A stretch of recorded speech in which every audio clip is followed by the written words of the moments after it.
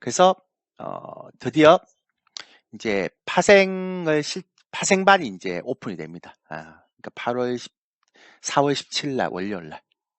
그래서 이제 이 반은 파생을 실전 매매하시는 분, 파생을 새롭게 배우시는 분, 근데 이제 큰 시황을 보고 파생 매매를 하는 스타일이거든요. 전 파생 차트 보고 하는 스타일이 아닙니다. 저는.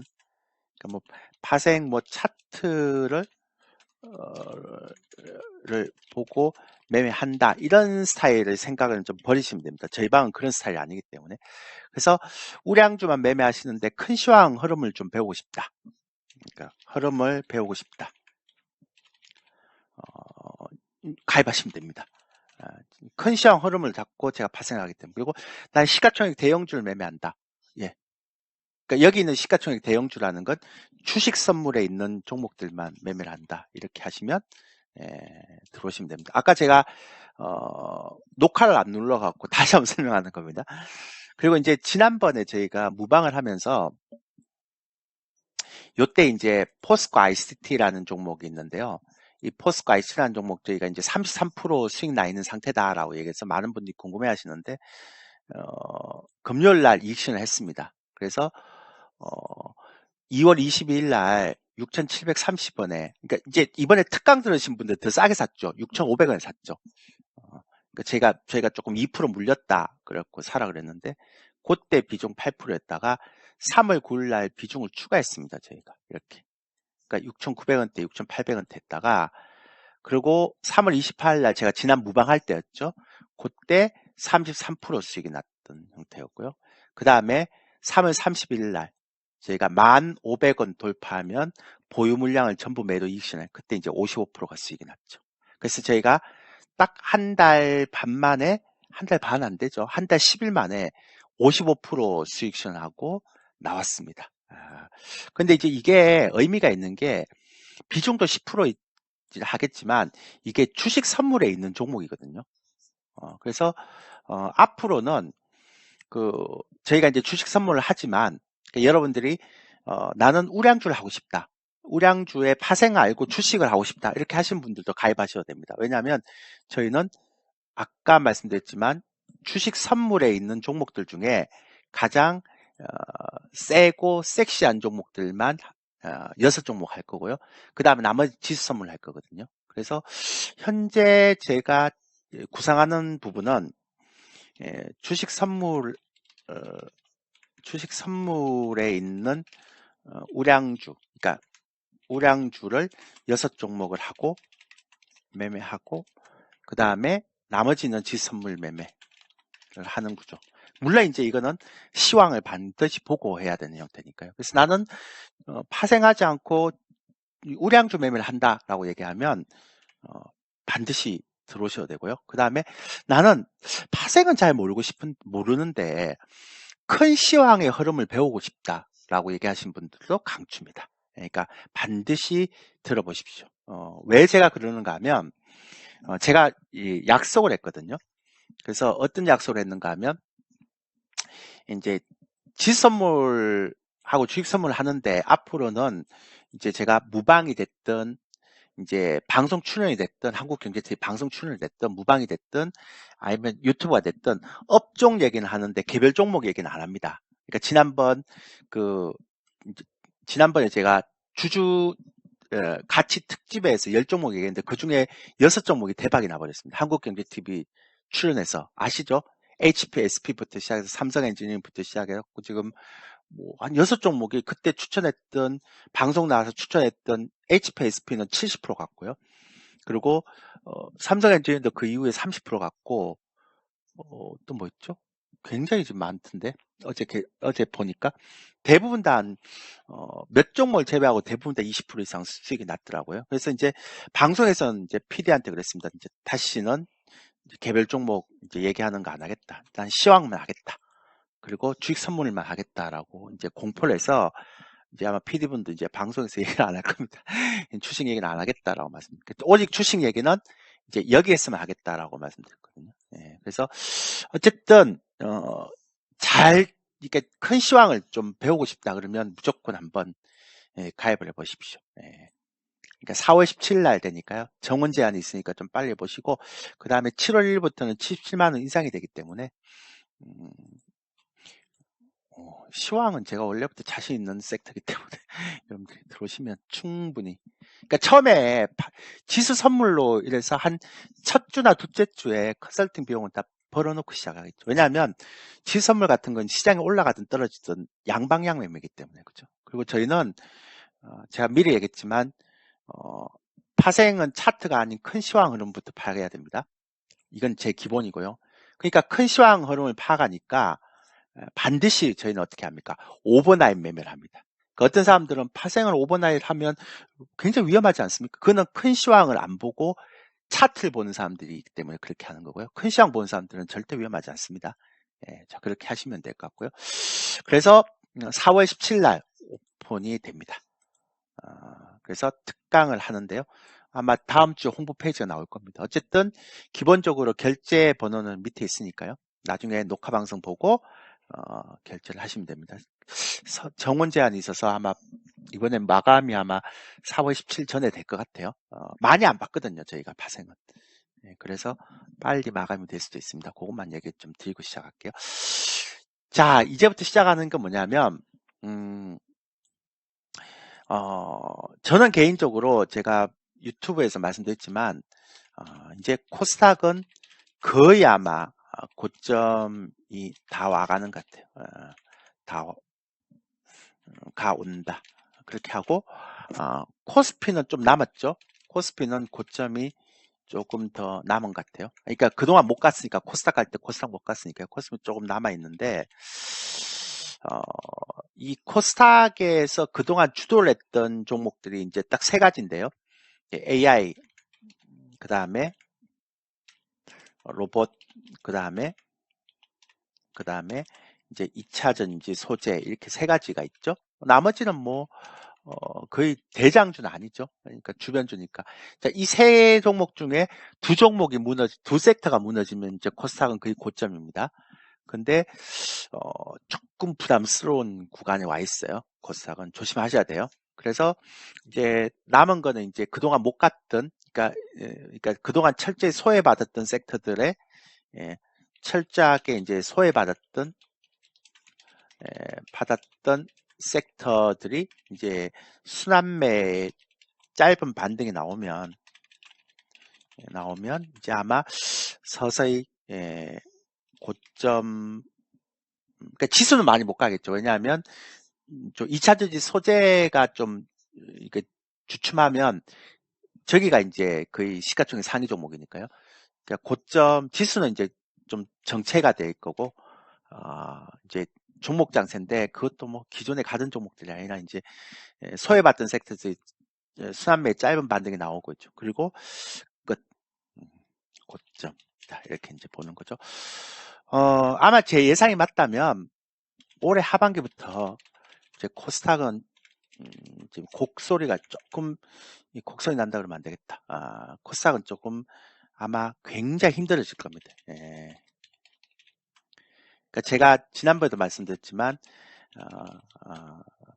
이제 좀 이따 얘기 드리겠지만 이제 경기 침체가 되면 그리고 이제 은행들 물론 좀 잡아놨는데 이게 이제 본격화될 수 있잖아요. 그렇게 되면 일단 코스닥에 있는 종목들이 가장 취약하죠. 그러니까 이머징 국가에서도 약한 고리가 먼저 깨지듯이 먼저 깨진단 말이에요. 그래서 올해 이제 코스닥의 올해 수급을 딱 보면 되게 재밌는 게 뭐냐면 이제 코스닥의 수급을 보면 기관이나 외국인들이 올해 1분기 끝났죠? 다 팔았어요. 작년 4분기도. 그러니까 작년 4분기는 별론데 올해 1분기 코스닥 시장 올라갈 때 싹 팔았어요. 특히 기관은 2조 7천억이나 팔았어요. 자, 그 얘기는 뭐냐면 즉 지금 장기는 스마트머니가 올리는 장세인데 그러니까 스마트머니도 일단 1분기에 코스닥에 장사를 다 해버렸습니다. 그죠? 장사를 다 했고 그 다음에 어차피 이제 하반기는 안 좋으니까 이제 경기 침체가 나온 상황이니까 이제 일단 장사 끝냈고 그 다음에 중요한 건 이제 하반기 되게 위험하니까 일단 기관들도 그렇고 올라오면 기관들 2조 7천억을 팔았죠. 그러니까 기관들이 1분기에 이제 코스닥에 2조 7천억을 팔았습니다. 2조 7천억을 팔았죠. 거의 다 팔았죠. 그래서 이제 기관들도 하반기에 그러니까 이제 리스크에 대한 관리를 다 해놨죠. 그러니까 스마트머니도 코스닥 막 그 심리가 안 좋으니까 그걸 다 끌어올려서 일단 다 정리 이제 개인 투자자들이 다 받아가니까요. 정리를 다 해놓은 상태입니다. 그러니까 4월 달에 아마 코스닥은 그 고점 맞고 개인들한테 물량을 다 떠넘길 것 같아요. 지금 코스닥이 개인들한테 다 몰려 있잖아요. 어느 정도로 몰려 있는가를 보면 이게 신용장고인데요. 그 신용장고 2조 5천억까지 들어와 있습니다. 지금. 그리고 진짜 정말 끊임없이 사고 있죠. 그 제가 맨날 얘기하는 거지만 도대체 얘네들 그러니까 개인 투자자들은 이해가 안 된다고. 작년 12월처럼 그렇게 안 좋을 때 물량을 매집해 놓고 올해 올라가면 이제 다 팔고 나와야 되는 시점인데. 그죠? 그러니까 저희가 이제 아까도 말씀드렸지만 포스코 아이스티 같은 이렇게 좋은 종목도 코스닥에 있다는 이유만으로 저희가 지금 다 팔고 나왔거든요. 55% 수익 내고. 그러니까 2월 달에 시장이 안 좋을 때 이렇게 매수해서 3월 달 시장 좋을 때 팔아버려야 되는 거죠. 그러니까 주도주는 그러니까 작년 12월 달에 샀어. 근데 지금 개인들이 이렇게 사고 있다는 거예요. 미친 듯이. 그 임창정 놀이처럼.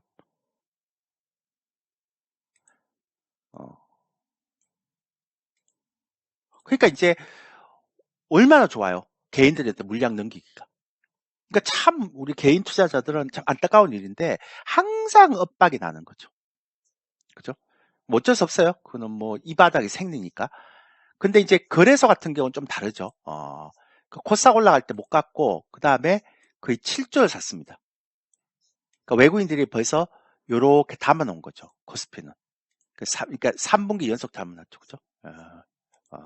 그렇게 하는 거고요. 똑같은 형태인데 질문은 나중에 받을게요. 죄송합니다. 제가 질문 올리라 그럴 때 올리세요. 다시 올려주세요. 예, 그렇게 해서 이제 아까 말씀드렸던 형태고 그래서 이제 제가 볼 때는 코스닥에 대한 부분들이 굉장히 중요하다고 생각하는 거고요.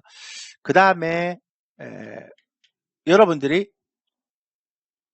그러면 AI라든지 2차 전지라든지 그러니까 AI라든지 2차 전지라든지 소재라든지 그 AI라든지 2차 전지 소재라든지 로봇 같은 경우는 왜 그렇게 올라갔을까요? 보면 코스닥은 지금 외국인들이나 기관들이 하나도 안 삽니다. 근데 그런 섹터들이 다 올렸잖아요. 그럼 그런 섹터들은 누가 올린 거예요? 아까 제가 말씀드렸죠. 누가 올렸어요? 예, 스마트 머니가 올린 상태죠. 그럼 스마트 머니는 뭐로 잡힙니까? 수급이? 예, 얘들은 개인으로 잡히죠. 그러니까 외국인이나 기관은 스마트 머니가 올리고 개인들이 같이 일반 개인들이 같이 땡기는 장세에서 다 팔고 나갔단 말이에요. 그러니까 스마트 머니는 그걸 알고 있기 때문에 섹터를 올리는 거죠. 근데다가 2차 전지 소재 같은 경우는 이게 공매도에 대한 쇼커버링까지 있는 거고.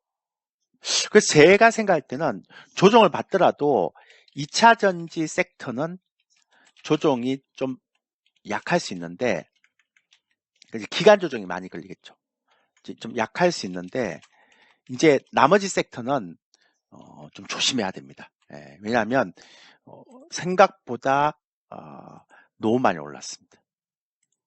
그래서 이제 거래소의 코스피에 있는 종목들이 조금 더 이제 아마 이제 조금 더 이렇게 상승의 여지가 남아 있는 거죠. 그렇게 보시면 되고요. 저는 코스닥은 거의 다 왔고 코스피는 이제 2분기가 고점 나올 것 같다. 제가 뭐 작년 12월부터 이제 개별 종목 장세가 올 거다. 그리고 시가총액이 좀 작은 종목들이 훨씬 나을 거다 이렇게 얘기했잖아요. 그런데 이제 2분기부터는 조금 이제 거래소 쪽으로 좀 바뀔 것 같고 그 다음에 재밌는 거는 저는 2분기에 고점 나오면 이제 3분기부터는 너무 조심해야 되고 그 다음에 연말이나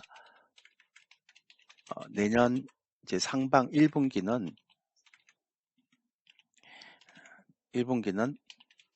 그러니까 여러분들이 이제 돈을 벌 수 있는 시기가 한 3개월 정도밖에 안 남은 거죠. 제가 볼 때는. 그게 맞죠? 1분기 끝났죠? 제가 6월 정도 생각하고 있으니까, 6월, 7월 정도 생각했으니까, 그러니까 내년 1분기, 올해 연말이나 내년 1분기는 아마 제 예상이 맞다면 굉장히 어려울 겁니다. 그래서 과연 주식 투자를 쉬든지 아니면 대안 투자를 만들든지 그렇게 하셔야 됩니다. 근데 개인 투자자들은 지금 또 이러고 있습니다. 지금. 저는 이런 개인 투자자들의 행태에 대해서 저는 뭐라고 얘기 안 합니다. 왜냐하면 제가 이런 얘기도 많이 했지만요. 제가 매번 얘기 드리죠. 어차피 이 바닥은 누군가가 이기면 누군가 물리는 바닥이거든요. 그러니까 물고 물리는 적자 생존의 관계고 제로섬 게임이란 말이에요. 그죠? 근데 아는 거와 모르는 거의 차이가 엄청나게 차이가 나기 때문에 그 예전에 뭐 수학이나 영어 같은 거 내가 모르면 그냥 뭐 이게 점수만 안 나오는 거고 막 그러지만 여기는 내가 경제적인 손실이 날 수 있거든요. 그러니까 제가 여러분한테 계속 말씀드리지만 정말 프로라는 거는 할 때와 멈출 때를 알아야 돼요. 그게 이제 진짜 프로거든요. 이제 여러분들이 진짜 이제 매매를 해야 될 시기는 짧으면 2개월, 길어도 4개월밖에 안 남았다. 마지막이다. 그리고 잘 대비하시라고 말씀드리고 싶습니다. 어제 물가 지표 나왔는데요. 개인 PC가 나왔습니다. 이제 4.6이 나왔죠. 예상치가 4.7인데 이것 때문에 이제 해외 증시가 올라갔죠. 이렇게 개인 이제 연준이 가장 많이 보는 물가 지표라고 얘기하는데 이게 이제 개인 PC 소비 지표입니다. 소비 지출이라고 얘기하는 건데요. 근데 이거를 저는 참 답답한 게 뭐냐면 이 발표가 나오면서 사람들이 물가가 떨어졌다고 그렇게 막 안심을 하더라고요. 근데 이거는 소비자 물가 지수하고 달라요. 개인 소비 지출이잖아요. 그러니까 이거는 어떻게 보면 물가 지표인데 어떻게 보면 소비 지출이에요. 그러니까 소비 지표란 말이에요. 근데 얘가 보세요. 5.4를 고점 찍고요. 내려왔다가 다시 5.1을 찍고 다시 이렇게 내려오고 있잖아요. 근데 우리가 이걸 차트라고 생각하면 고점이 점점 낮아져요. 고점과 저점이. 그러니까 우리가 이제 물가가 되게 막 높아서 이게 내려가면 좋다라고 얘기하지만 이거는 소비자 물가지수와 다르다니까요. 개인 PC는. 그러니까 이거는 뭐냐가 하면 지금 경기 침체가 어, 조금씩 지속되고 있고 그래서 소비자들이 소비의 압박을 느끼는 거죠. 그래서 지금 소비 지출을 못하고 그래서 물가가 떨어지는 거예요. 그러니까 여러분들이 좀 제대로 알아야 된단 말이에요. 이거는. 그러니까 여러분들이 좀 이상하게 생각하고 이거 물가가 떨어지면 뭐 이게 되게 좋은 것처럼 생각하는데 물가는 당연히 떨어져야 되죠. 왜냐하면 금리를 그렇게 올렸는데 그 제가 지난번에 넣었잖아요. 제발 물가가 급하게 하락하지 않았으면 좋겠다. 어차피 연준은 5월 달에 금리 인상 한 번 하면 끝난다라고 얘기했죠. 그냥 물가가 급하게 하락한다는 얘기는 그만큼 소비의 절벽이 가까워진다는 거니까요. 그죠? 그래서 제가 이것만 본 게 아니라 이제 어제 하나 더 봤어요. 그 어딨지? 이걸 하나 더 봤는데 어제가 이제 3개가 나왔는데요. 이거 아니구나. 어딨지? 이제 요게 근원 PC이고 자 미시간대 소비 심리 지수가 또 나왔단 말이에요. 이건 이제 미래의 심리 지수죠, 그죠? 근데 얘도 보시면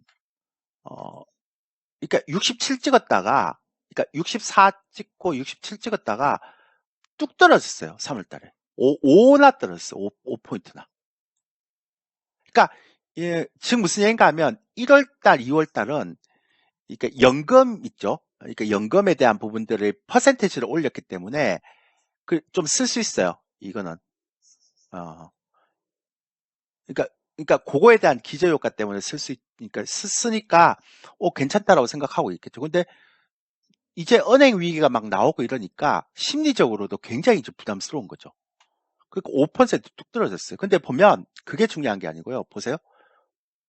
그러니까 2021년도부터 시작해서 86 찍었는데요. 그 다음에 68, 65.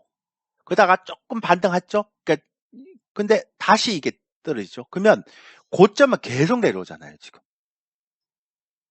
근데 제가 지금 생각하는 거는 저축률도 하반기 되면 이제 저축률도 많이 떨어지겠죠. 저축 모은 걸 다 썼으니까.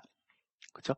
그러면, 이제 소비 절벽 온다. 그리고, 이번에 빅테크 기업의 실적 발표는 뭐, 컨센서스를 너무 낮춰놨기 때문에 괜찮게 나오겠죠.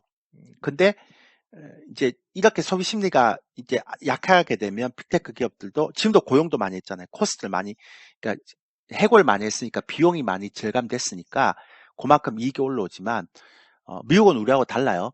그러니까 경기가 안 좋다 싶으면 바로 다 잘라버려요. 우리는 함부로 못 자르는데 얘네들은 바로 잘라버립니다. 그만큼 탄력성이 좋기 때문에.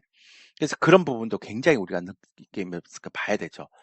그래서 그런 것들도 좀 그러니까 소비가 되게 지금 안 좋은 그러니까 지금은 좀 버티는 정도죠. 그래서 제가 조금 더 남았겠다라고 생각하고 있는데 시장은 근데 제가 봤을 때 2분기 4, 5, 6월 중으로 고점이 나올 겁니다. 그러면 얼마 남지 않았어요. 제가 계속 말씀드리지만 그래서 자꾸 파생을 배워나라는 거예요. 지금 하반기부터 내년 상반기까지는 제가 최근에 한 5년 동안 큰 흐름 틀린 적 있나요? 시장의 큰 흐름에 대해서 최근 5년 동안 틀린 적 있습니까, 제가? 저 오랫동안 봐보신 분들 아실 거예요. 시장에 대해서 큰 흐름을 틀린 적이 없어요, 지금. 그건 제가 제 얘기를 하는 게 아니고요.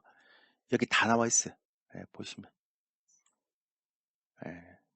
그래서 시황을 잘 본다고 그러는 거예요, 사람들이. 근데 어쨌든, 이제 그게 중요한 게 아니고요. 제가 좀 충격을 받았던 건 이거였어요. 그러니까 4월 1일 날 어제였죠. 어제 이제 수출 증감률, 그러니까 전 무역수지 뭐 몇 개월째, 뭐 8개월째, 뭐 적자 이런 걸 안 봐요. 경상수지 안 본다니까요. 왜냐하면 경상수지나 무역수지가 제대로 맞는 경우가 아니죠. 왜냐하면 변수가 많기 때문에 환율에 대한 변수도 있고 유가에 대한 변수도 있고. 그러니까 지난번에 비정상적인 그런 데이터를 뽑아갖고 나오는 그런 형태가 아니에요. 왜냐하면 해외 투자도 많이 하니까. 그게 해외 투자에서 빠져나간 돈 이런 것도 다 챙겨야 되잖아요. 그러니까 유가도 과하게 올라갔다 과하게 떨어졌고 그 다음에 환율도 1,400까지 올라갔기 때문에 거기에 대한 변수가 너무 많아요. 근데 막 신문에는 그것만 갖고 있죠. 근데 저는 수출 증감률을 꼭꼭 보거든요. 이게 왜냐하면 금액을 얘기하는 게 아니라 증감률이잖아요. 그러니까 금액은 환율이 올라가서 수입 금액, 수출 금액 다를 수 있는데 증감률은 그렇게 변화가 없어요. 증감률.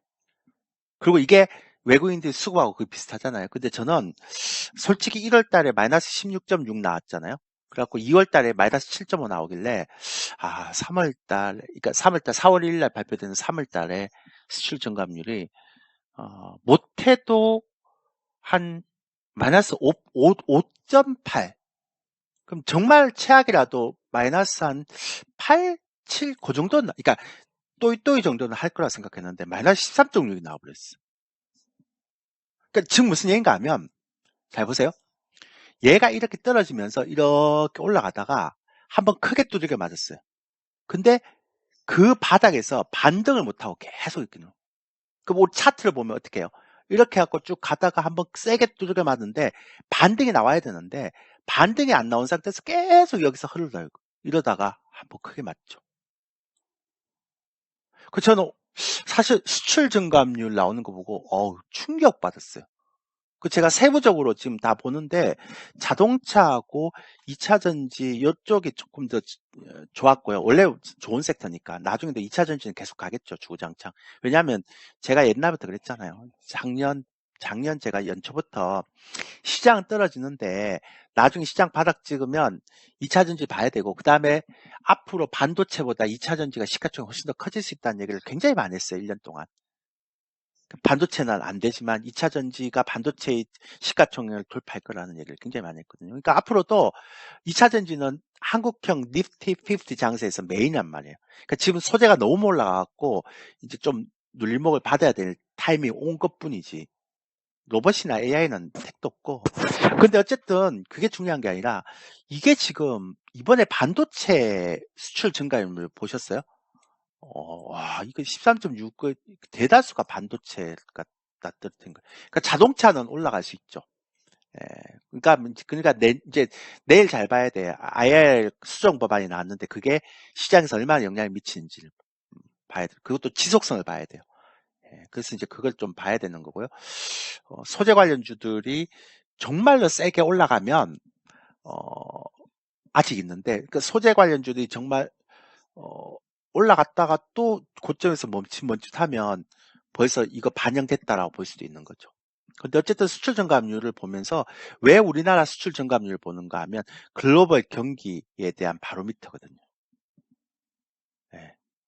그래서 보는 거예요. 그래서 제가 이거를 좀 면밀하게 좀 분석을 해볼 필요가 있다는 생각을 좀 개인적으로 하고 있고요. 그리고 외국인들의 파생은 굉장히 많이 이렇게 담아놓고 있습니다. 그러니까 즉 무슨 얘기인가 하면 며칠 전까지 3만 계약이었다가 마이너스 5천 계약이니까 아직 거래소 쪽은 괜찮다는 거예요. 코스닥이 문제지. 예. 그러니까 코스닥은 신용장구 때문에 조금 부담스러울 거예요. 그러니까 변동성이 굉장히 심하게 나오는 형태의 흐름이죠. 예. 그래서 이렇게 보시면 되고, 그래서 저는 모르겠어요. 그러니까 지금 제가 보는 지표나 제가 데이터 내는 거 있는데 2분기 미국의 GDP가 아마 마이너스 될 것 같고요. 만약에 안 되더라도 급격하게 떨어질 것 같고 3분기는 거의 마이너스 갈 것 같고요. 그 다음에 4분기는 마이너스 폭이 더 커질 것 같아요.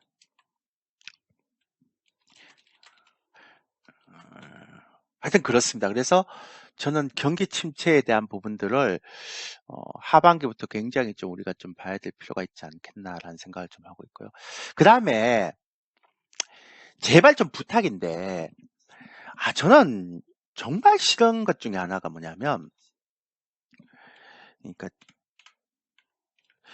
요즘 장이 안 좋아서 뭐 그런지는 뭐 어떻게 되는지 모르겠지만 여러분들 왜 이렇게 익명 속에 숨어서 이렇게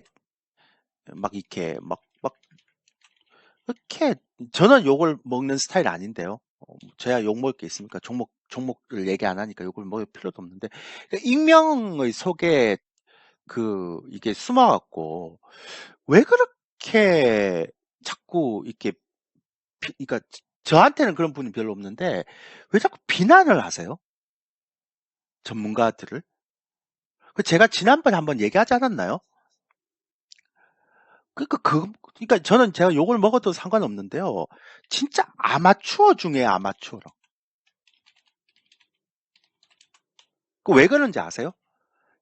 예전에 제가 어떤 얘기를 했는가 하면 이 바닥은 정글입니다. 그러니까 내가 살아남지 못하면 내가 잡혀먹는 거거든요. 그래서 이 바닥은 뭐 해야 됩니까? 내가 속지 않게 공부를 해야 됩니다. 근데 여러분들이 막 급등주하고 막 광고할 때 그 혹해갖고 난 저희 가면 수익이 나겠다라고 생각하고 들어가서 당한 거를 나중 되면 전부 다 이상한 쪽으로만 막 비난하고 그래요. 저야 뭐 종목 추천 안 하니까 그런 사람 거의 없지만 내가 그러고 보면서 어떤 생각을 하는가 하면 그러니까 영원히 그런 것 같아요. 이 바닥은. 그래서 제가 맨날 얘기하지만 제발 부탁인데 그 시간에 그러니까 막 익명으로 이렇게 비난할 생각에 제발 공부를 하세요. 공부를. 그러니까 저도 한국경제팀은 24년 출연하고 있잖아요. 근데 3월 달에요. 제가 하루에 4시간 정도만 잠을 잤습니다. 왜냐하면 시장 분석하고 공부한다고. 제가 지금 방송 출연만 24년을 하고 있는데 저는 언제 재밌어서 하는 거거든요. 시장의 큰 흐름도 읽고 시황도 읽고 막 이런 것들이. 근데 왜 공부를 안 하고 자꾸 뭐 다른 사람들한테 종목 받고 이렇게 하면서. 그러니까 저는 여러분들이 이런 제 방송에 뭐 유튜브 보는 사람들한테 당당하게 얘기할 수 있는 게 진짜 아마추어예요. 이 바닥은 정글입니다, 정글. 여러분들이 앞으로는 더더욱 심할걸요? 제가 오늘 하반기 한번 보세요. 각자 도생하지 않으면 정말로 힘든 시장이 올 거예요. 근데 맨날 이렇게 뒷북을 친단 말이에요, 이렇게. 이제 와서.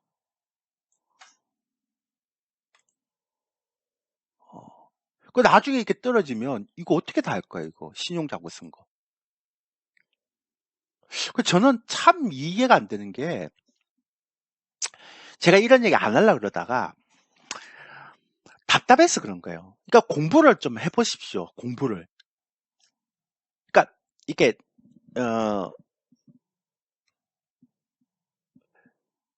이게 어, 제가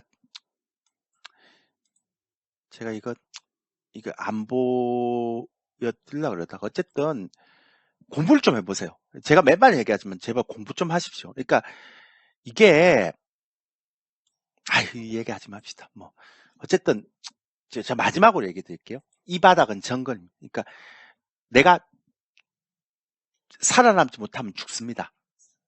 정말 무서운 바닥입니다. 그러니까 그냥 제발 이렇게 공부를 좀 해서 내가 저 사람 그러니까 전문가도 내가 선택할 수 있는 저 사람 전문가는 좀 아닌 것 같고 저 전문가는 좋을 것 같다라고 선택할 수 있는 정도의 눈 있죠. 그 안목 그것만 높여놓는 것도 굉장한 겁니다. 그러니까 그렇게 좀 하십시오. 더 이상 얘기 안 할게요. 그렇게 하시면 되고요.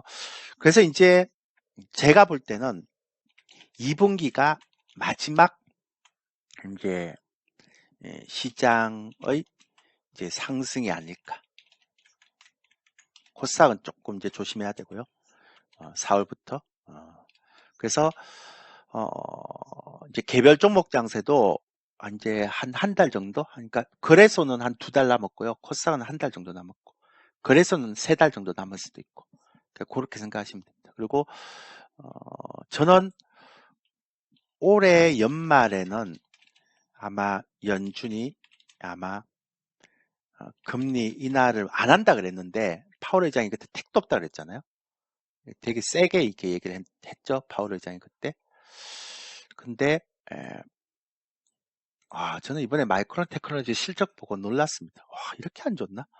지금 반도체 가잖아요. 뭐 삼성자도 이번에 잘 가겠죠. 마지막이니까 이제 땡겨놔야 되겠죠. 그래서 이제 이렇게 올라오는데 요것도 아마 반도체 4월달이 반도체 마지막 상승 파동일 거라고 생각해요. 그때 물량 못 틀어놓으면 여러분들 좀 힘들 겁니다. 그래서 얘기를 하고 있고요. 파월 의장이 그때 뭐라고 얘기했는가 하면 없다. 상원에서 그리고 하원에서도 이렇게 얘기했죠. 뭐 금리 인하를 꿈도 꾸지 마라. 험난하다. 뭐 금리 인하 꿈도 꾸지 마라. 그렇게 얘기하고요. 여기는 안 나왔네요. 그렇게 나왔는데 제가 볼 때는 택도 없는 얘기입니다. 그러니까 제가 여러분한테 말씀드리지만 연준한테 그렇게 쏘갔는데 또 쏘가요. 또 연준을 믿어요. 그러니까 좀 이상하죠. 저는 개인적으로도. 제가 말씀드렸죠. 연준이 이렇게 하는 이유는 물가 잡는다고 하는 게 아니라고요. 강달러 정책. 이거 제가 올해 1월 달부터 계속 말씀드렸잖아요. 그러니까 공급망에서 오는 인플레이션이면 우크라이나하고 그러니까 러시아하고 휴전시키면 되고, 그죠? 옛날에. 그러니까 인플레이션 9%대. 그 다음에 중국하고 무역 전쟁을 완화시키면 공급망 이슈가 완화되는데 이거 안 하잖아요. 그러면서 끝까지 금리 인상을 했단 말이에요. 그것도 굉장히 공격적인. 살다가 이런 정책을 쓰는 데가 어디 있습니까? 그 왜 그럴까요? 네, 미국이 부채도 많고 GDP도 계속 그러니까 떨어지고 나니까 공격적인 금리 인상을 해갖고 강달러 정책을 안 쓰면 사용하지 않으면 자기 죽거든요. 달러가 강세로 안 가는데 누가 미국에 투자를 하겠습니까? 투자되는 것도 다 빼버리죠. 근데 이제 이런 정책을 쓰면서 지금 이머징 국가들 한번 보세요. 작년에. 올해. 싹 지금 완전히 끝나버렸죠. 근데 미국이 영영 잘 갈 수 있습니까? 안 되죠. 제가 얘기했잖아요. 2분기에 미국의 GDP 마이너스 갈 것 같고 2분기 안 가더라도 3분기 거의 마이너스 갈 것 같다고. 그러면 이게 달러가 강세로 계속 갈 수 있을까요? 특히나 6월, 7월 달에 부채 한도 협상하는데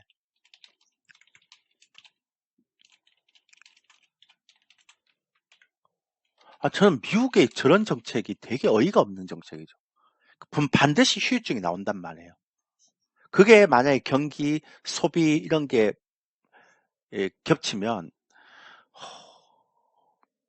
그러니까 그게 제발 좀 소비 절벽이 좀 늦게 오기를 바라시면 돼요, 여러분들은. 예, 늦게 오기를. 그러면 이제 이게 생각보다 빨리 오잖아요.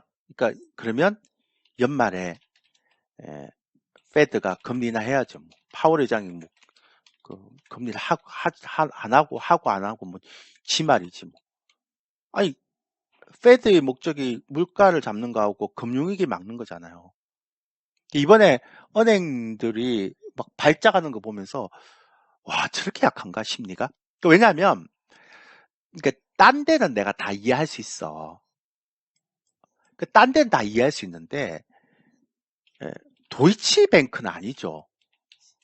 그러니까 도이치뱅크가 그렇게 막 CDS 프리미엄 막 올라가고 이런 건 아니죠. 그때 막 20% 떨어졌다가 막판에 13% 반등하고 막 이건 아니죠. 그러니까 이 얘기는 뭐냐면 정말 심리가 안 좋다는 거예요. 지금. 얘들 같은 경우는 어, 크레딧 스위스하고 비교가 안 돼요. 제가 지난번에도 말씀드렸지만 어디 얘를 비교합니까? 근데도 이 도이치뱅크가 이렇게 팍팍팍팍 움직인다는 건 보면 심리가 되게 안 좋다는 거예요, 지금. 그걸 페드나 정부에서 바르게 이렇게 신속하게 해서 잡긴 했는데 그냥 이렇게 그냥 잡아놓은 거예요. 나중에 이제 경기라든지 소비가 절벽 나오면 감당이 안 되죠. 저는 파월 의장이 연말에 페드가 금리 인하할 것이다. 그렇게 생각하고요. 그럼 금리 인하하면 옥수 좋은 거 아닙니까, 대표님? 택도 없소이죠. 왜냐하면 파월 의장이 금리 인하를 안 한다 그랬는데 한다는 건 시장이 어떻게 받아들입니까? 경기가 굉장히 안 좋구나.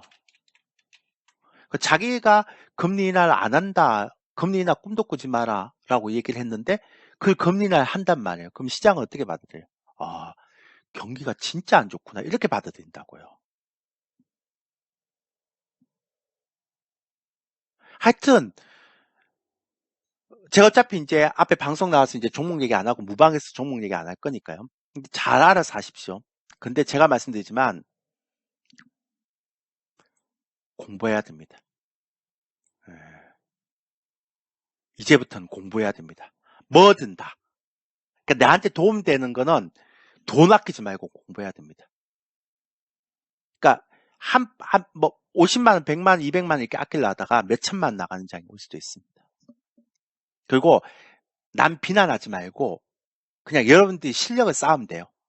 아마추어들이 맨날 당하고 나서 맨날 비난하고 프로들은요 그렇게 비난 안 해요. 당하면 내가 부족해서 당했구나. 내가 더 이상 안 당하기 위해서 공부를 하겠구나. 이렇게 생각하죠. 근데 제가 이렇게 얘기하죠. 그럼 돌아서서 여러분들이 많이 비웃을 거예요. 괜찮아요. 그렇게 하신 분은 계속 당해요. 이 바닥에. 왜? 장이 좋을 때만 돈을 벌 수 있고 장이 되게 어려울 때는 정말 강자들만 돈을 벌거든요. 프로들만. 어차피 이 바닥이 서로 먹고 먹히는 정글하고 같은, 밀리면 정글 속에 똑같은. 그러니까 어쨌든 공부 안 하시면 맨날 당한다는 것만 생각하시면 되고요. 그래서 제가 지표도 다 얘기 드렸고요. 1시간만 하겠다라고 말씀드렸던 겁니다. 그래서 저희도 다 이거 놔두면 100% 갈 수 있는 건데 팔았잖아요. 1,500원에 55% 먹고. 그리고 이제 제가 파생을 준비한 이유가 뭐겠어요? 시황이나 파생을 준비한 이유가. 이제부터는 파생을 같이 배워놓지 않으면 쉽지 않은 시장이 이제 서서히 다가오는 거죠. 2분기가 아마 시장 고점 나올걸요? 4, 5, 6월 중에. 잘 배워놓으세요. 그러니까 파생한다고 해서 파생만 매매하는 게 아니에요, 저희는.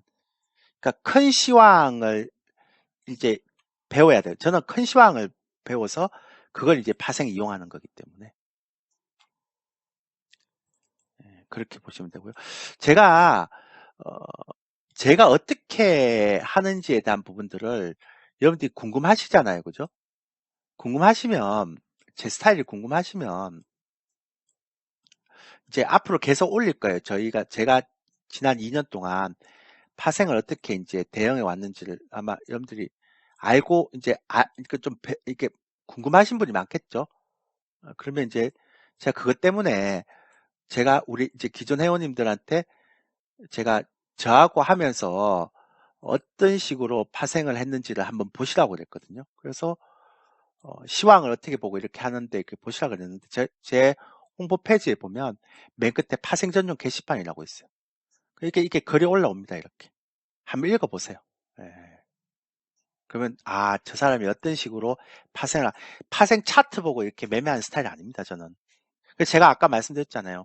제가 제 파생 특강을 배우실 분들은 파생 실전 매매 하신 분인데 이거 차트 보고 하신 분들 말고 그 다음에 큰 시황을 보고 파생하기 때문에 큰 시황 흐름을 배우고 싶은 분, 그 다음에 시가총액 대형주 하시는 분들 적극 환영한다고 제가 자꾸 말씀드리죠. 저는 시황을 보기 때문에 파생 차트 보면서 단타 치고 막 이런 그런 매매가 아니에요. 저희가 파생을 할 때. 그러니까 시황을 기반으로 해서 파생을 하는 스타일이니까. 그죠? 그래서 이제는 시황을 못 읽으면 올해 하반기부터 내년 상반기까지 굉장히 위험하다. 그렇게 생각하고요. 그 다음에 올해도 아마 제가 경험했을 거라고 기억하는데요. 제가 이거 말씀드렸죠. 작년 12월 달에 제가 뭐라고 얘기했는가 하면 기억나세요? 예, 작년 10월 달에 제가 9월 달에도 제가 말씀드렸고 2월 달에도 말씀드렸고요. 가는 종목만 가는 장세다고. 이거를 제가 작년 9월 달 얘기한 게 아니라 12월 달에 얘기했어요. 12월 달에.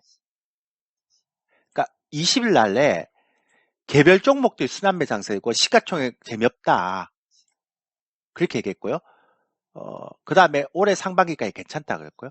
그 다음에 작년 1월 8일 날 시황 보지 말고 개별 종목 매매만 해라. 그렇게 얘기했죠, 제가. 시황 볼 필요 없다. 1월 8일 날. 그러니까 상반기는 시황 같은 거 볼 필요 없다. 그다음 개별 종목 장사해라. 그리고 개별 종목 장사하는데 어떻게 하느냐? 가는 종목만. 여기 없나요? 제가 그거 했는데 앞으로는 가는 종목만 계속 가는 장사라고. 순환매로. 못 가는 거 계속 못 간다 그랬죠. 이제 그런 장사가 온다 그랬거든요. 아마 똑같을 거예요. 내년 상반기에 시장이 만약에 많이 떨어져서 여러분들한테 기회가 온다 그러면 2020년도 같은 시장 안 올 거예요. 앞으로는 제가 지난번에 한 말씀드렸죠. 여러분들이 그냥 시장이 뭐 나스닥이 뭐 9천 찍든 8천 찍든 그런 상황이 오면 뭐 주식만 사놓으면 다 돈 벌 거 택도 없면서라고 했죠. 제가 뭐라고 했습니까? 요때랑 비슷하다고 그랬잖아요, 지금. 근데 70년대에서 80년대 이렇게 16년 동안 리커버리 타이밍이 나왔는데 굉장히 오랫동안 박스권 장세였죠. 요때 뭐가 나왔는가 하면 미국판 니프티 50 종목이 나왔어요. 니프티 50 장세. 근데 지금 어때요? 한국판 니프티 50 장세가 나오고 있죠. 작년부터. 그러니까 나중에 시장이 만약에 떨어진다 하더라도 똑같은 한국판 니프티 50 장세가 나오겠죠. 이게 그리고 제가 말씀드렸잖아요. 다음에 뭐 내년 상반기에 뭐 저점을 찍을 때 3천을 돌파한다. 택도 없는 소리 하지 마세요. 제가 이런 얘기하면 또 욕먹을 하나? 저는 제가 있는 그대로 말씀드리기 때문에요. 16년 동안 리커버리 타이밍이라고 나왔습니다. 연준이 돈을 못 푼단 말이에요. 그러니까 인플레이션이 다시 올라올까봐 싶어서. 그러니까 금리 인하 정도만 할 뿐이지. 그래서 최소한의 금융위기나 이런 것들을 막을 뿐이지 돈 풀 수 없어요. 양적 완화 택도 없는 소리예요. 정말 심각하게 시장이 떨어지지 않으면 양적 완화 안 될걸요. 그래서 제가 말씀드리지만 적어도 나스닥이 8,000선까지 와야 양적 완화가 되는 거지. 그 전까지는 택도 없습니다. 한번 보시면 알걸요. 그것도 제가 말씀드렸죠. 지난번에 선진국이 보통 9%, 8%까지 인플레이션 가고 나서 평균적으로 인플레이션이 2%, 3%에서 고착되는 데까지 걸리는 시간이 얼마인지 그 자료 보여드렸잖아요. 제가 30년 동안, 아니 50년 동안. 그러니까 시장이 완전히 바뀌었단 말이에요. 지금 이게 예전에 여러분들 2020년도 시장처럼 생각하면 안 돼요. 그리고 특히나 이것도 중요하지만 이게 더 중요하죠. 코스닥은요. 그러니까 올해 샀던 개인 매수 중에 상당 부분이 뭡니까? 스마트머니예요. 그러니까 스마트머니가 개인으로 잡히는 거예요.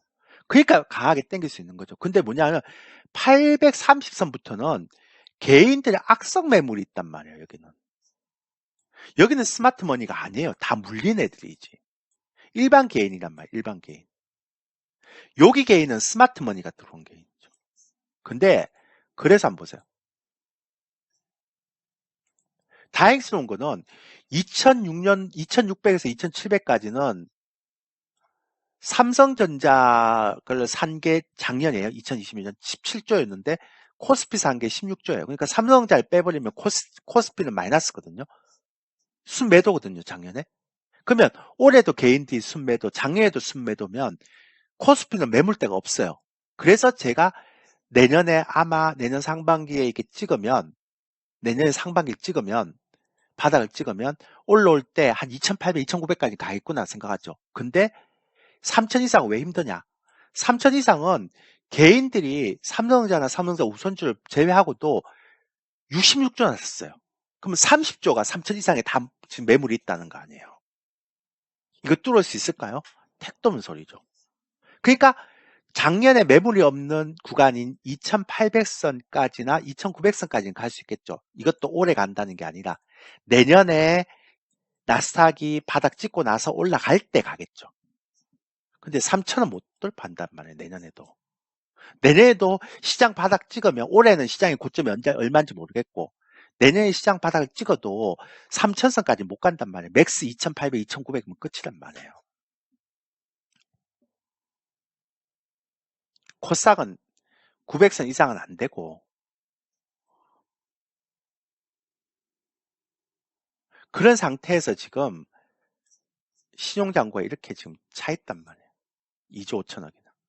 보세요, 지금. 신용잔고 올라오는 속도를 보시라고요.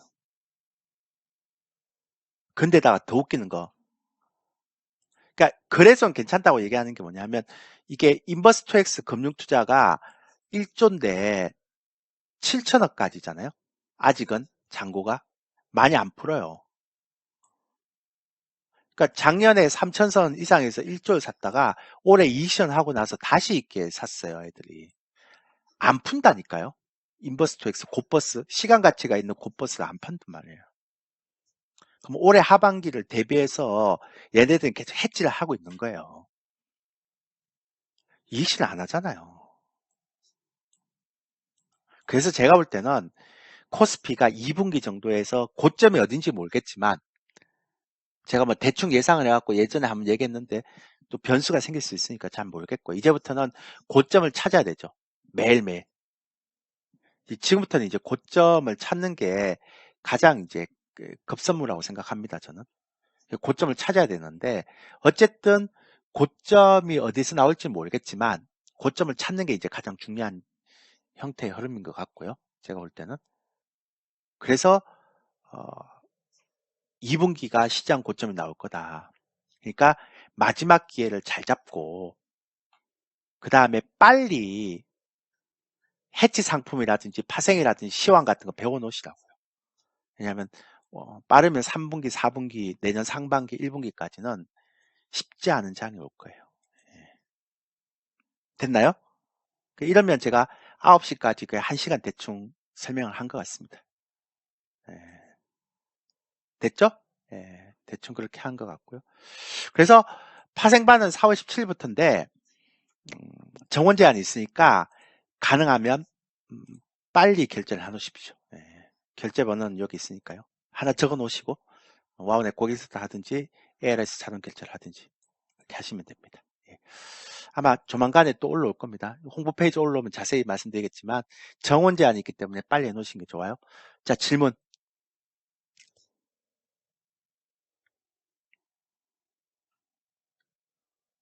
제가 그냥 쭉 설명을 하나 드렸어요.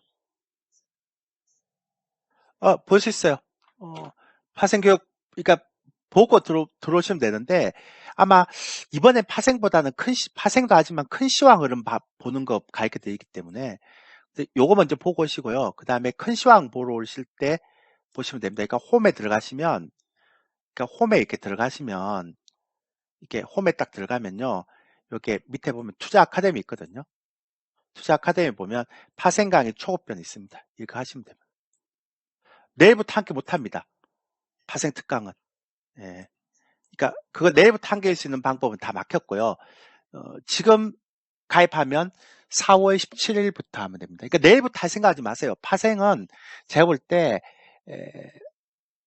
아마 본격적으로 하는 게 아마 5월 정도, 5월, 6월 돼야 아마 5월 달부터 이제 파생의 변동성이 좀 심할 거예요.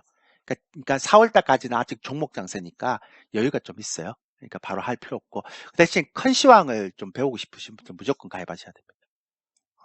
이번에 제가 큰 시황 같은 거 있죠? 정말로 이렇게 정말 잘 잡은. 그러니까 나중에 제 홈페이지, 홍보 페이지 보면 파생 전용 게시판에 보면 이제 아마 이렇게 올린 분들이 나올 겁니다. 예, 그렇게 하시면 충분히 볼 것 같고요. 아니, 결제를 하더라도요, 시작일 자체가 4월 17일 날로 잡힙니다. 그러니까 4월 17일 날 바로 여러분들이, 그러니까 내일 결제를 하든 오늘 결제를 하든 4월 17일 날부터 볼 수 있습니다. 근데 제가 왜 빨리 하라 그러는가 하면, 파생은 제가 정원을 많이 받을 수가 없어요. 그래서 정원이 넘어서 버리면, 여러분들이 결제를 해도 못 듣는단 말이에요. 그러니까 파생은 제가 절대로 정원을 많이 안 받거든요. 예, 그래서 제가 말씀드린 거죠. 그러니까 여러분들이 언제일로 시작할 필요도 없어요. 이거 결제를 하자마자 4월 17일부터 시작하는 걸로 딱 설정이 돼 있어요. 특강이 4월 17일이거든요. 그 4월 17일 날 특강하고 그 다음에 4월 18일부터 1개월 동안 라이브 방송 무료로 지급되고 예, 무료 수강할 수 있고 그러니까 이게 딱 정해져 있어요. 그래서 지금 결제를 하더라도 4월 17일부터 시작하는 걸로 딱 돼 있다고요. 다 없앴어요. 다 없앴어요. 그러니까 지금 하고 있는 라이브 방송 다 없앴다고요. 예. 그러니까 기존의 회원들을 제외하면 결제 안 되겠어요. 예. 제가 얘기했잖아요. VOD는 오늘까지, VOD는 3월 말까지 결제해야 된다고. 그리고 이제 4월 1일부터 바뀌어버렸어요. 그러니까 이게 기존에 제 방송을 들을 수 있는 그 결제 번호인데, 요 번호가 이제 파생 특강으로 바뀌었단 말이에요. 그 제가 빨리 들으라고 그랬잖아요. 그때 VOD. 되게 중요한 거 얘기했다고. 왜 그 자꾸 딜레이를 하십니까? 어쨌든 이제는 특강만 결제가 됩니다. 4월 17일부터. 그러니까 이제 이제부터는 기존에 있는 상품은 다 없앴습니다. 그러니까 기존에 있는 상품을 다 없애고 기존에 있는 회원님들도 4월 17일부터는 파생 특강으로 통합이 돼버립니다. 예. 예.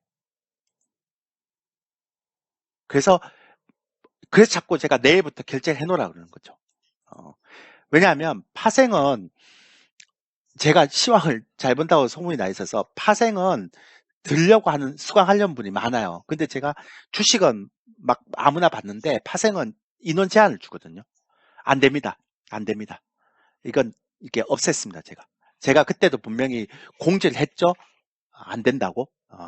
그래서 죄송합니다. 그리고 앞으로 제가 파생반이라고 해서 주식을 안 하는 게 아니에요.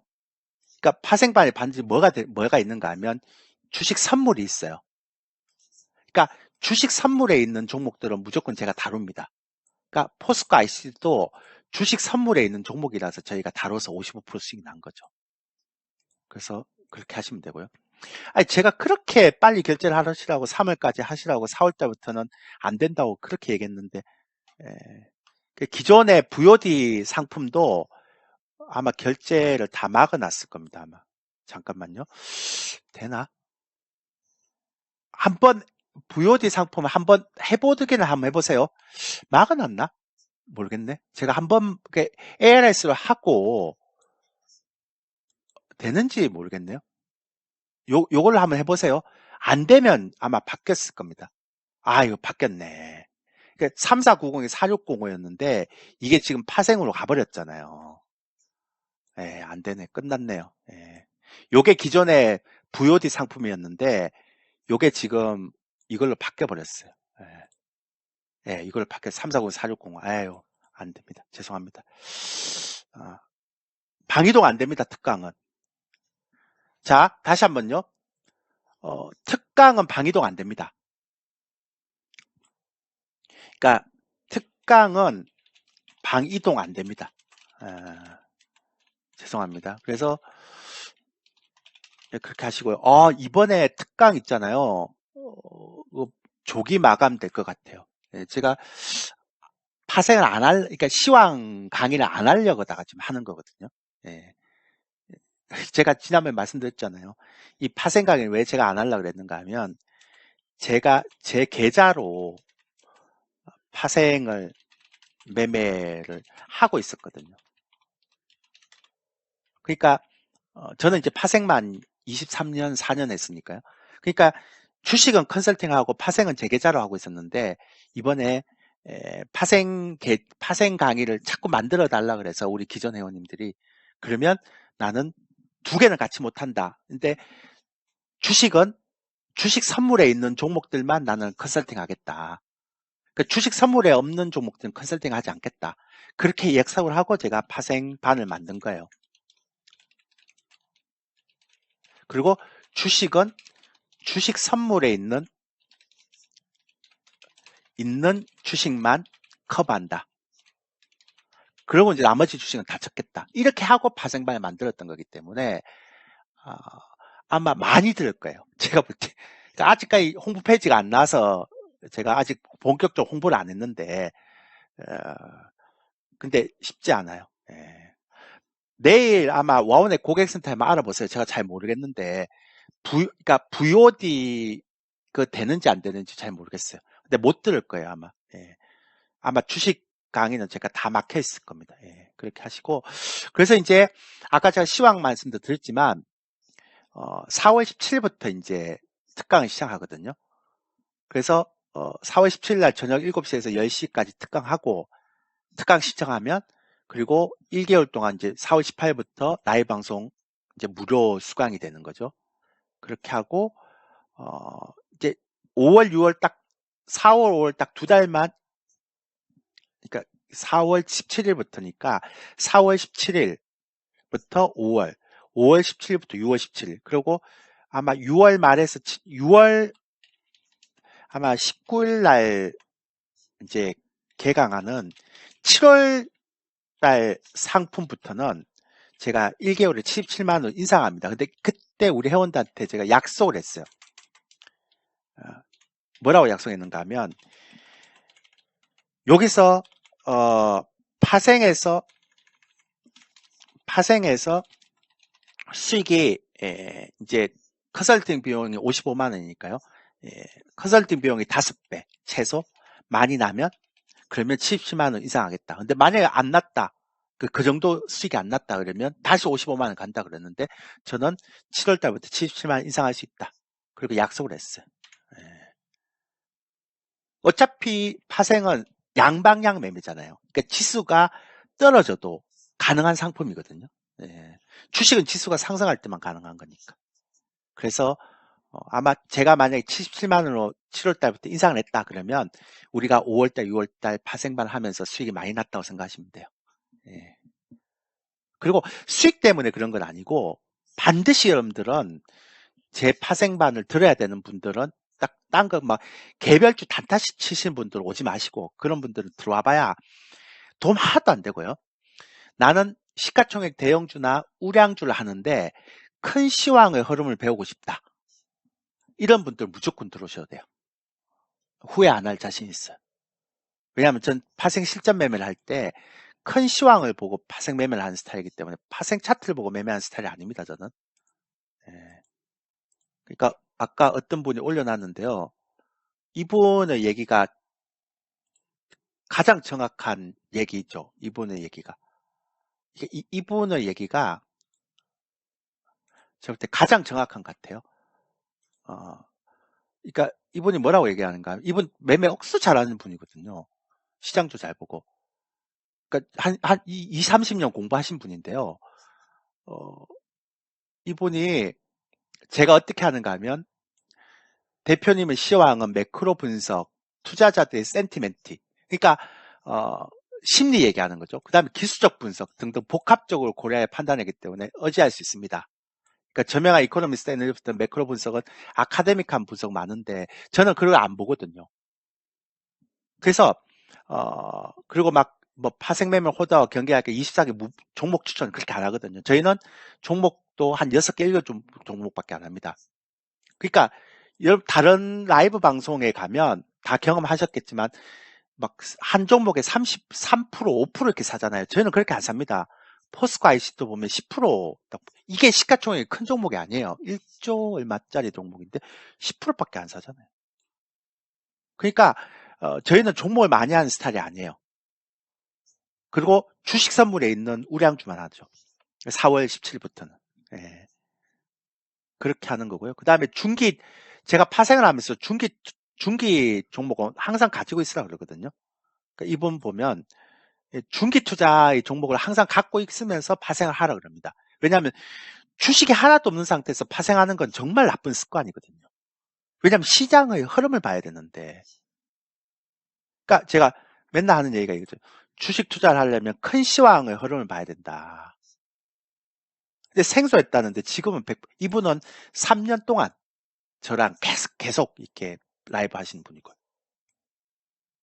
맨날 자식들 계좌에 이렇게 묻어주잖아요. 그러니까 대표적으로 삼성엔지니어링 같은 경우 2만 원대 초반에서 사서 자식들에게 물어두라 이렇게 얘기했거든요. 그 말고도 많이 있지만 근데 제가 얘기를 못 해야겠고. 그래서 정말로 오래되시고 주식을 좀 오래 하신 분들 있죠. 이런 분들이 오히려 제 강의를 많이 듣더라고요. 시황 배우려고. 그 다음에 파생하신 분들 많이 들어오시고. 제가 뭐 따로 얘기할 것도 없습니다. 제가 말씀드렸잖아요. 그냥 이게 나오는데 제가 선을 넘는 파생이라고 했지만 파생만 하는 게 아니라 시황을 하거든요. 근데 아마 사람들이 되게 놀랄 거예요. 왜? 오버나잇을 메인으로 하니까. 근데 여러분들 와우넷에서 오버나잇, 지수 선물 오버나잇을 하는 사람이 있나요? 파생하신 분들 중에? 거의 없잖아요. 그 이유가 뭐냐니까 리스크가 너무 크다 그러잖아요. 왜? 차트 보고 하니까. 전 차트 보고 안 합니다. 선물 차트는 참고만 하죠. 거의 안 합니다. 저는 매크로나 센티멘트, 그 다음에 심리, 그 다음에 시장의 힘의 강도 이런 거 보고 하는 거죠. 대형주 차트 이런 거 보고 하니까. 제가 자세히 못 드리겠지만 하여튼 좀 달라요. 제가 이런 얘기하니까 좀 부끄럽네요. 근데 어쨌든 그렇습니다. 하여튼 이거는 뭐 들어봐야 됩니다. 여러분들이. 제가 자꾸 얘기해봐야 여러분들 안 되고요. 그렇게 보시면 될 겁니다. 또 질문 있습니까? 마감 방송 안 합니다. 그러니까 제가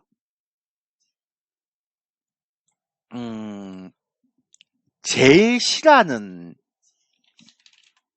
그 두 가지가 있는데요. 그 첫 번째는 뭐냐면 라이브 방송을 많이 하는 거. 엄청 싫어합니다. 왜냐하면 라이브 방송을 많이 하고 오래 한다는 건 단타를 하기 때문이라고 생각하거든요. 저희는 파생을 단타를 안 하거든요. 계속 봐야 되니까, 불안하니까. 그 추세를 보고 하는 사람한테는 방송을 많이 할 필요가 없습니다. 그리고 두 번째는 마감 방송 하냐고 그러는데, 마감 방송 왜 필요하죠?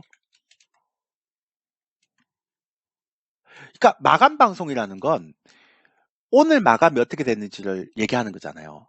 내가 단타를 하지 않으면 마감 방송은 내일 오전에 해도 돼요. 왜냐하면 우리는 일주일의 시황을 보고 하는 거니까. 근데 왜 오늘 마감 방송을 하죠? 그는 단타를 하는 사람들이 마감 방송을 보고 하는 거죠. 그러니까 내가 오늘 만약에 얘기를 했는데 오늘 마감이 끝났어. 근데 그걸 방송을 해줘? 말이 안 되는 얘기잖아요. 그거는 논리적으로 말이 이건 단타를 하는 사람들 아니면 이건 있을 수 없는 일이에요. 그러니까 제가 제일 싫어하는 게 와우넷에서 오늘 장 공략 종목 이런 거 엄청 싫어합니다. 이게 단타잖아요. 그러니까 한국경제TV도 보면 마감 시장, 왜 마감 시장이 왜 필요하죠? 오늘 마감 시장은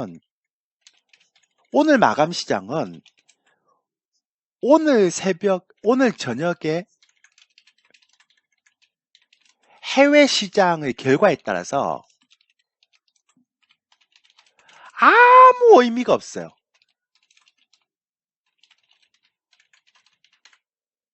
그러니까 마감 시장은 필요가 없어요. 그러니까 해외 시장을 다 보고 내일 아침에 하는 게 맞아요. 내일 아침에 신용장고도 나오고 다 나오기 때문에. 근데 마감 방송을 한다? 저는 옛날부터 말이 안 돼. 그러니까 제가 파생을 맨날 하고 시황을 맨날 하면서 마감 방송이라는 듣도 보도 못한 그런, 그러니까 지금 무슨 얘기인가 하면 금요일 날 내가 끝나고 나서 그 토요일 날 새벽에 보고 일요일 날이나 월요일 날 이제 시황을 하는 거는 이해를 해요. 오후 방송 안 합니다. 제가 말씀드리잖아요. 그런 거 안 한다고요. 근데 그날 마감 방송을 한다? 그러니까 제가 왜 이 얘기하는가 하면 저랑 이제 스타일이 다를 수는 있는데 저는 제가 하는 스타일의 큰 시황을 보고 하는 스타일의 입장에서 보면 마감 방송이라는 건 있을 수가 없는 일이죠. 저한테는. 그렇잖아요. 그러니까 오늘 마감이 됐으면 실질적으로 마감 방송은 오늘 마감 방송이 끝나고 오늘 저녁부터 시작해서 내일 새벽까지 해외 시장 결과를 보고 나서 그 다음에 아침에 하는 게 진정한 마감에 대한 분석이죠. 근데 오늘 마감 방송을 막 내가 암만 했어. 근데 내일 오전에 내가 그걸 해야 되는데 해외 증시에서 변수가 생기면 아무 의미가 없잖아요. 그러면 오후 방송을 그러니까 마감 방송 안 하면 무슨 돌발 사항이 생기면 어떻게 하는데 일단 문자를 가야죠. 문자를 가고 대응을 하고 그래서 문자가 3시 45분까지 가는 거예요. 라이브 방송은 10시 30분까지밖에 안 하는 거예요. 그럼 남은 시간 뭐 하냐? 제가 시장을 봐야죠. 방송을 하고 있으면 어떡해요? 시장을 봐야지. 내가 방송을 하면 시장을 못 보는데?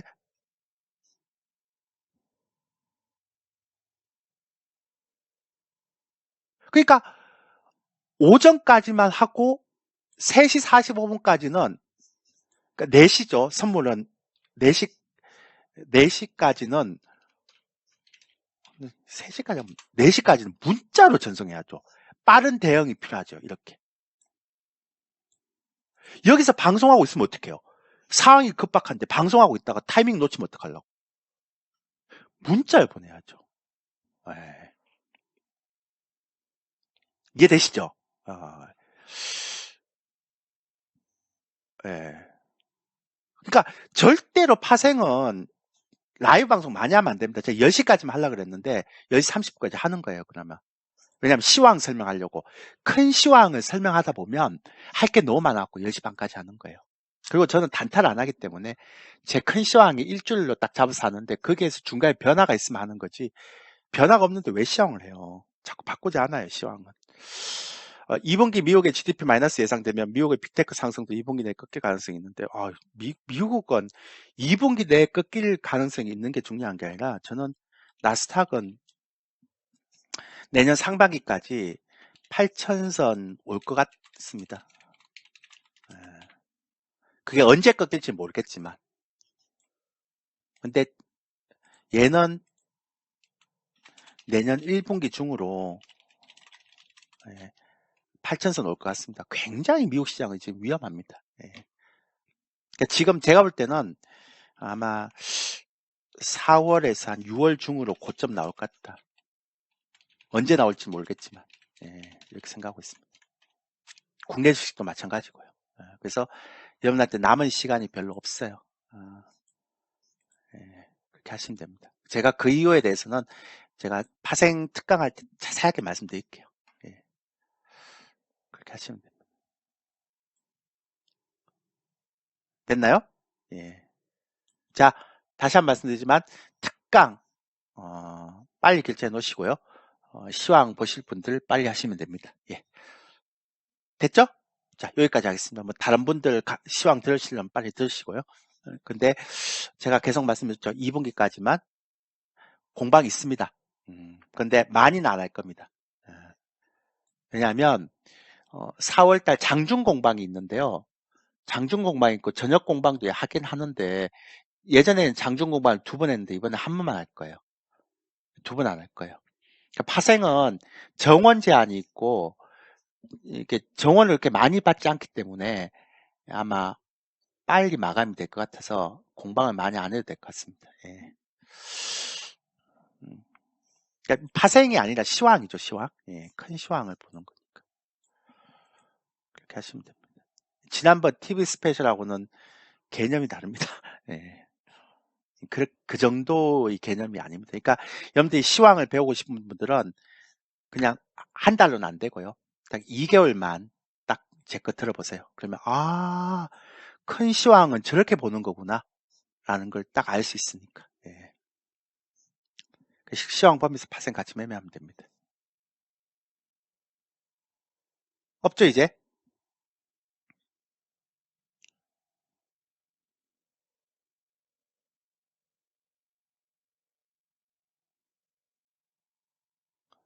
없죠 이제?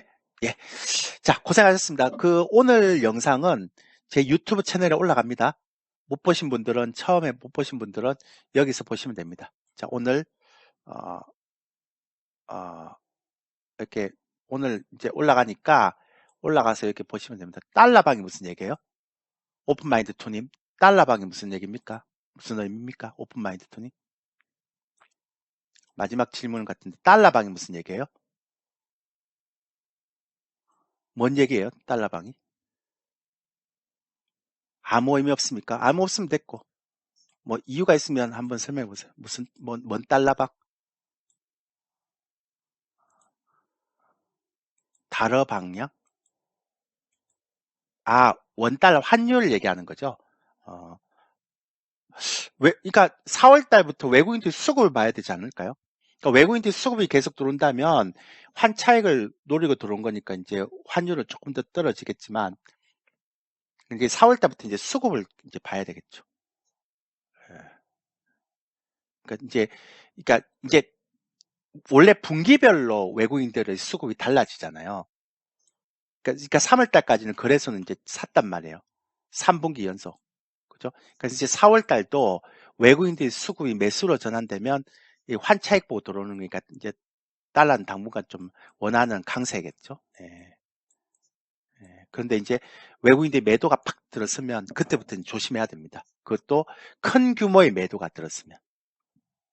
그러니까 코스닥은 아예 의미 없고요. 어차피 스마트머니가 움직이는 장세였기 때문에 의미가 없고. 예, 됐죠? 예. 자, 여기까지 하겠습니다. 내일부터 일주일 동안 근성하세요. 화요일 날 3시 40분에 방송 출연하는 거 알죠? 매주 화요일 3시 40분에 본방 사수하시고, 예. 그 다음에 이번 주부터는 저녁에 공방이 매주 목요일 날 9시에서 10시 30분 했는데 그거 이제 TV 스페셜 끝났기 때문에 안 합니다. 그리고 제가 혹시라도 저녁 공방을 할 일이 있다 그러면 미리 이제 아마 이렇게 제가 띄워 드릴게요. 그러니까 와우넷 보고 와우넷에 공방 예정되어 있는 거 보고 제가 있으면 들어오시면 되고요. 뭐 다른 분들 얘기 뭐 다 들어도 됩니다. 뭐 제가 시장을 제일 잘 보는 건 아니잖아요. 저도 틀릴 수도 있고. 그냥 참고 마십시오. 자, 고생하셨습니다. 전 여기서 끝내도록 하겠습니다. 감사합니다.